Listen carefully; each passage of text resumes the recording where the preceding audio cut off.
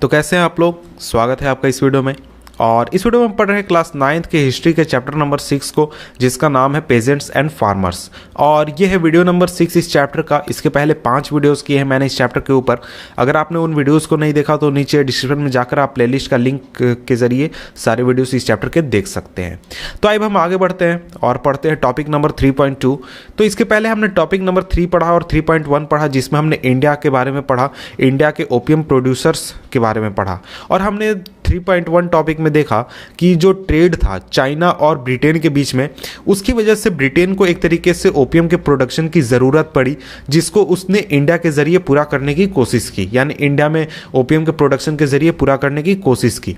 और अब हम टॉपिक नंबर 3.2 यानी कि where did opium come from में पढ़ने वाले हैं कि आखिर इंडिया में ओपियम का प्रोडक्शन की किस तरीके से शुरुआत हुई और जो किसान थे वो क्यों ओपियम प्रोड्यूस करने लगे। इस चीज़ को हम देखने वाले हैं इस टॉपिक नंबर 3.2 में। तो देखिए,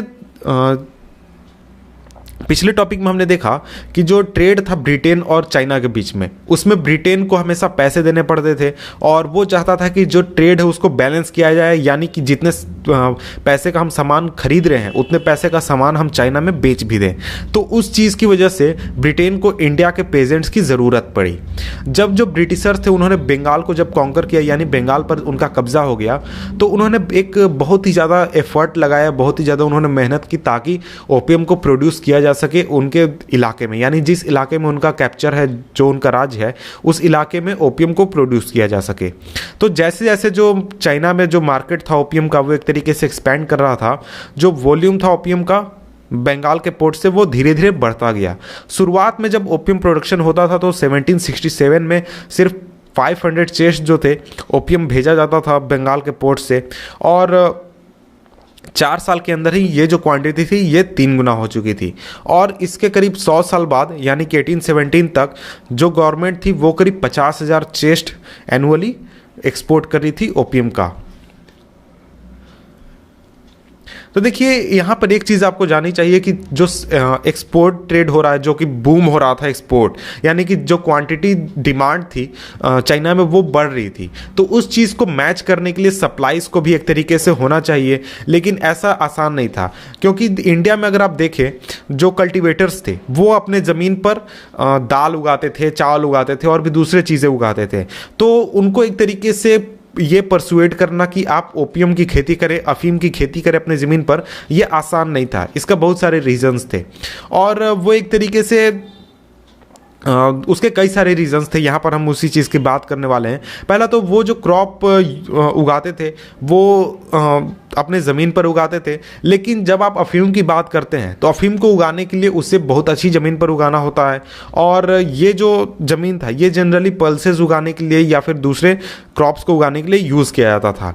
अगर वो प्लांट कर देते ओपियम अपने ज़मीन पर, अच्छे वाले ज़मीन पर, तो उन्हें अपने पल्सेस को ऐसे ज़मीन पर उगाना पड़ता जो कि ख़राब है, जहाँ पर जो क्वालिटी है सोइल की वो बहुत ही ख़राब है। और दूसरा रीज़न ये था कि देखिए, ज़्यादातर जो कल्टीवेटर्स थे यानी ज़्यादातर जो खेतिहर थे वो उनके पास अपनी कोई ज़मीन नहीं होती थी। वो ज़मीन को लीज पर लेते थे लैंडलॉर्ड से और उस पर वो खेती किया करते थे। और जो महंगे ज़मीन थे यानी जो अच्छे ज़मीन थे जो कि गाँव के पास हुआ करते थे, उनका जो रेट था, रेंट का चार्जेस था, वो बहुत ही ज़्यादा हुआ करता था। और तीसरा था जो कल्टीवेशन था ओपियम का, वो बहुत ही डिफ़िकल्ट प्रोसेस था, और जो इसका जो प्लांट था उसे बहुत ही ज़्यादा ध्यान देना पड़ता था, किसानों को बहुत ही ज़्यादा उसका ख्याल रखना पड़ता था, और इस वजह से वो दूसरे क्रॉप्स के ऊपर ध्यान नहीं दे सकते थे अगर उसे वो दूसरे खेतों में उगाते भी। तो इसके अलावा एक और रीज़न था वो कि जो गवर्नमेंट थी यानी जो ब्रिटिश गवर्नमेंट थी वो कल्टीवेटर्स को बहुत ही कम प्राइस प्रोवाइड करा रही थी।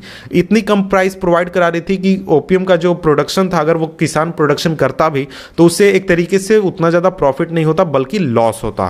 तो इस वजह से, इन सभी रीजंस की वजह से जो किसान थे वो ओपियम की खेती करने को तैयार नहीं थे या फिर ओपियम की खेती करना नहीं चाहते थे। तो इसके बाद अब नेक्स्ट टॉपिक आता है। नेक्स्ट टॉपिक है हमारा 3.3, how were the unwilling cultivators made to produce opium. यानी कि जितने भी किसान थे जो कि खेती नहीं करना चाहते थे, ओपियम की, अफीम की खेती नहीं करना चाहते थे, उन्हें किस तरीके से ब्रिटिश सरकार ने खेती करने के लिए बनाया। तो देखिए, जो अनविलिंग कल्टीवेटर्स थे, यानी वैसे किसान जो कि ओपियम की खेती नहीं करना चाहते थे, उन्हें एक एडवांसेस के सिस्टम के जरिए बनाया गया। एडवांसेस का यानी कि उन्हें पहले ही पैसे दे दिए जाते थे खेती करने के लिए। इस चीज़ को मैं थोड़ा एक्सप्लेन कर देता हूँ। तो देखिए, बंगाल और बिहार के जो देहाती इलाके थे, वहाँ पर बहुत बड़ी संख्या में गरीब किसान रहते थे, जिनका जो ज़मीन उनके पास थी वो बहुत छोटी थी, उनकी इनकम जो थी वो बहुत ही कम थी, और उनके पास एक तरीके से इतने पैसे भी नहीं होते थे कि वो खुद के परिवार को सर्वाइव करा सके। तो इस वजह से उनके लिए ये चीज़ बहुत ही डिफ़िकल्ट थी कि वो लैंडलॉर्ड को रेंट पे करे और अपने परिवार के लिए खाना भी जुटा सके और क्लोथिंग भी जुटा सके। तो 1780s के बाद इस तरीके के जो पेजेंट्स थे, किसान थे इस तरीके के, जो कि बहुत ही गरीब थे, उनको उनके गांव के जो विलेज हेडमैन हुआ करते थे, जिन्हें कि महतो भी कहा जाता था, वो उनको पैसे प्रोवाइड करते थे ताकि वो ओपियम प्रोड्यूस कर सके। और जब इन किसानों को एक तरीके से लोन प्रोवाइड किया जाता था, तो ये जो कल्टीवेटर्स थे ये आसानी से इन लोन्स को एक्सेप्ट कर लेते थे, ताकि और इन्हें लगता था कि आसानी से जब इनकी खेती हो जाएगी तो इन पैसे को वापस कर देंगे कुछ समय बाद। लेकिन इन लोन्स के साथ एक कंडीशन होती थी कि जब ये लोन्स इन्हें दिए जाते थे तो पेजेंट्स एक कंडीशन में बन जाते थे, और वो ये होता था कि जब इनके जो ज़मीन है, इनके ज़मीन पर इन्हें एक डिफिनिट ज़मीन पर ओपियम की खेती करनी होगी, और ओपियम जब ये खेती करेंगे तो ओपियम की खेती करने के बाद ये ओपियम को किसी और को नहीं बेच सकते हैं, बल्कि सरकार को ही बेचेंगे, और वो भी उस दाम पर जिस दाम पर सरकार चाहती है। और इस लोन लेने के साथ ये कल्टीवेटर्स इस सिस्टम के साथ बन जाते थे, और वो किसी और व्यक्ति को ओपियम नहीं बेच सकते थे जो कि ऊंचे दाम देने को तैयार था। और इसके अलावा वो अपने ज़मीन पर किसी दूसरे चीज़ की खेती भी नहीं कर सकते थे जिस चीज़ की वो चाहते हैं। तो देखिए, ये जो प्रॉब्लम था ये इसको सॉल्व किया जा सकता था, यानी कि उनकी जो प्रॉफिट है उसको बढ़ाया जा सकता था अगर सरकार जो है वो ओपियम जो के लिए जो दाम वो प्रोवाइड करा रही थी उसको अगर वो बढ़ा देती। लेकिन जो सरकार थी वो ऐसा चाहती नहीं थी। वो चाहती थी कि सस्ते दामों पर ओपियम को खरीदा जाए और फिर महंगे दामों पर चाइना में भेज दिया जाए। तो इस तरीके से उसका जो प्रॉफिट मार्जिन था वो बना रहे और एक तरीके से उसका रेवेन्यू बना रहे। तो जो प्राइसेस दिए जाते थे पेजेंट्स को वो इतने लो होते थे कि शुरुआत के 18th सेंचुरी में जो पेजेंट्स थे जो काफ़ी हैंग्री हो गए, वो एक तरीके से हायर प्राइसेस की डिमांड करने लगे और उन्होंने लोन लेने से इनकार भी इनकार भी करने लगे। इसके अलावा बनारस या फिर बनारस के आसपास जो इलाके थे वहाँ पर एक तरीके से ओपियम की खेती को लोग त्यागने लगे, छोड़ने लगे, और इसकी जगह पर वो शुगर केन या फिर पोटैटोज़ की खेती करने लगे। और बहुत सारे जो कल्टीवेटर्स थे वो अपने क्रॉप्स को ट्रैवलिंग ट्रेडर्स जो होते थे उनको बेच देते थे, जो कि ज़्यादा दाम उन्हें प्रोवाइड कराते थे। तो देखिए, 1773 के बाद जो ब्रिटिश गवर्नमेंट था बंगाल में, उसने एक तरीके की मोनोपोली ट्रेड में कायम कर ली थी ओपियम के ट्रेड में। यानी इसका मतलब ये हुआ कि जो बंगाल रीजन में जो भी ओपियम की खेती होगी उसके ऊपर सिर्फ और सिर्फ सरकार का कंट्रोल होगा, यानी सरकार उसे खरीद सकती है और कोई भी उसे खरीद नहीं सकता और उसका ट्रेड नहीं कर सकता है, और अगर कोई करता है तो वो इलीगल होगा।